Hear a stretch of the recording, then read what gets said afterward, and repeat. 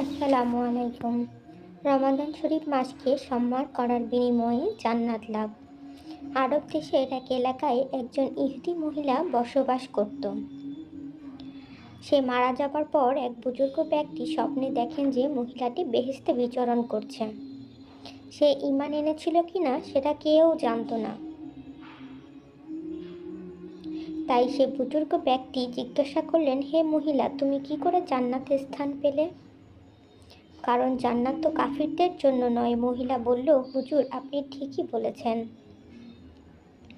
তবে একটা ঘটনা ঘটেছিল, সেটা হয়তো আপনার জানা নেই। আমার মৃত্যুর পূর্বে যে রমাদান শরীফ মাস অতিবাহিত হয়েছিল, সেই রমাদান শরীফ মাসে আমি একবার বাজারে গিয়েছিলাম কিছু খরিদ করার জন্য।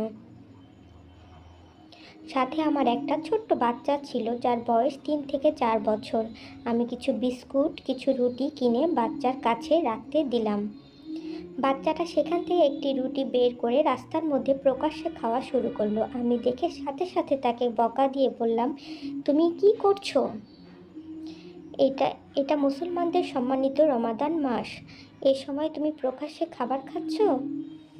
যদিও আমরা মুসলমান নই, তবুও আমাদেরকে তাদের রমাদান শরীফ মাসকে সম্মান করতে হবে, মনে রেখো। এটা বলে আমি তার হাত থেকে খাবারটি কেড়ে নিলাম।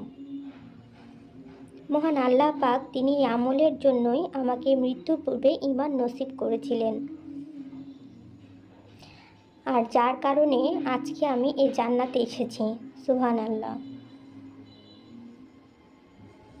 এখন ভাববার বিষয়, একজন অন্য ধর্মের মহিলা হয়েও সে যদি রমাদান শরীফ মাসকে সম্মান করার জন্য এই নিয়ামত পায়, তাহলে একজন মুসলিম যদি রমাদান শরীফ মাসকে যথাযথ সম্মান করেন, তাহলে কত নিয়ামত তার জন্য অপেক্ষা করবে।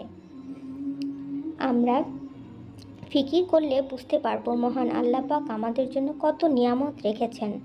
মহান আল্লাহ পাক আমাদেরকে সেই তৌফিক নসিব করুন, আমিন। ভিডিওটি যদি ভালো লাগে তাহলে পাশে থাকবেন। ধন্যবাদ।